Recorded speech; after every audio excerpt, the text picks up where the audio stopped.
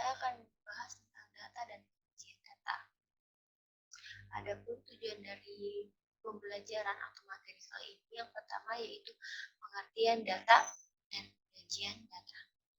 Yang kedua yaitu penyajian data. Yang ketiga yaitu menentukan frekuensi dan yang keempat yaitu mengelompokkan data. Adapun topik yang saya bahas kali ini agar tidak terlalu lebar, yaitu yang pertama tabel distribusi frekuensi, yang kedua tabel distribusi frekuensi relatif, dan yang ketiga tabel distribusi frekuensi kumulatif, dan yang keempat tabel frekuensi relatif kualitatif.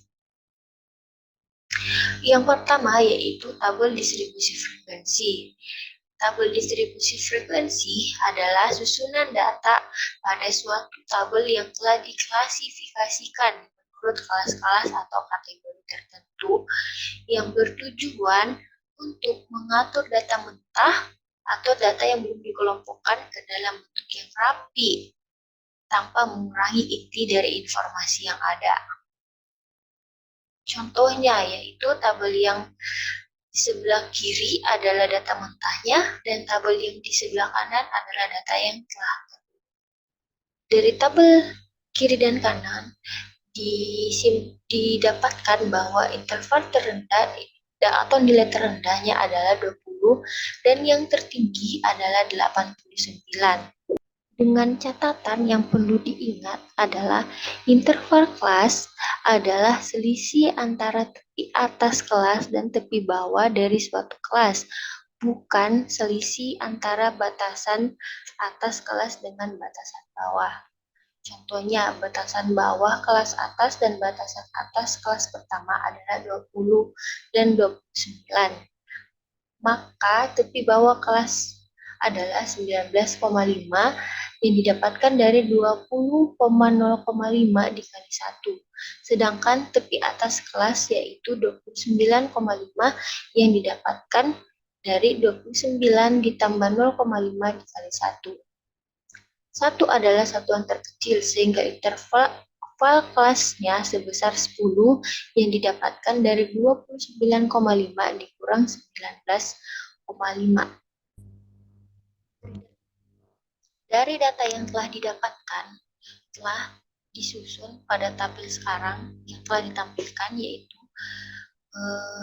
20 sampai 29 berjumlah 4 banyaknya tanaman, 30 sampai 39 berjumlah 7 tanaman, 40 sampai 49 adalah 8 tanaman, dan 50 sampai 59 adalah 12 tanaman, 60 sampai 69 adalah 8 tanaman, dan 70 sampai 79 adalah 8 tanaman, dan 80 sampai 89 adalah 2 tanaman, dengan total keseluruhan jumlah tanaman adalah 49 tanaman.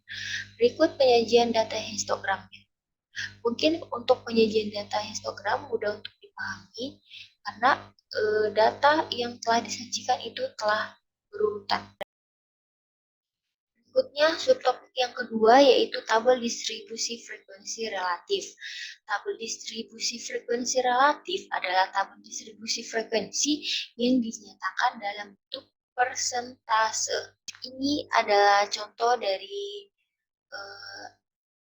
tabel distribusi frekuensi. Contoh tabel distribusi frekuensi relatif pertumbuhan bunga mawar kelompok merah dan kelompok putih. Dari data yang ditampilkan bahwa jumlah dari kelompok merah yaitu 49 dan kelompok putih yaitu 409. Untuk mendapatkan frekuensi relatif yaitu dengan 4 dibagi 49 dikali dengan 100 sama dengan 8,1 untuk mendapatkan kelompok merah dengan interval kelas 20 sampai 29. Untuk interval 30 sampai 39 yaitu 7 dibagi 49 dikali 100 adalah 14,2 dengan interval 40 sampai 49 yaitu 8 dibagi 49 dikali 100 sama dengan 14,3. Begitupun seterusnya. Itu untuk mendapatkan frekuensi relatif untuk merah. Untuk mendapatkan frekuensi frekuensi relatif kelompok putih, yaitu dengan 50 dibagi 490 dikali 100, yaitu 10,2 untuk interval kelas 20 sampai 29. Untuk interval kelas 30 sampai 39 adalah 60 dibagi 490 dikali 100 sama dengan 11,2. Untuk interval 40 sampai 49 adalah 80 dibagi 490 dikali 100 sama dengan 16,3. Begitupun seterusnya. Itu atau berikut adalah cara untuk membaca dan mendapatkan frekuensi relatif. Untuk pembahasan selanjutnya yaitu topik yang ketiga, yaitu tabel distribusi frekuensi kumulatif. Tabel distribusi frekuensi kumulatif adalah tabel frekuensi yang frekuensi tiap kelasnya disusun berdasarkan frekuensi kumulatif. Contohnya adalah sebagai berikut. Tabel distribusi frekuensi kumulatif itu dapat dilihat dari tabel berikut ini.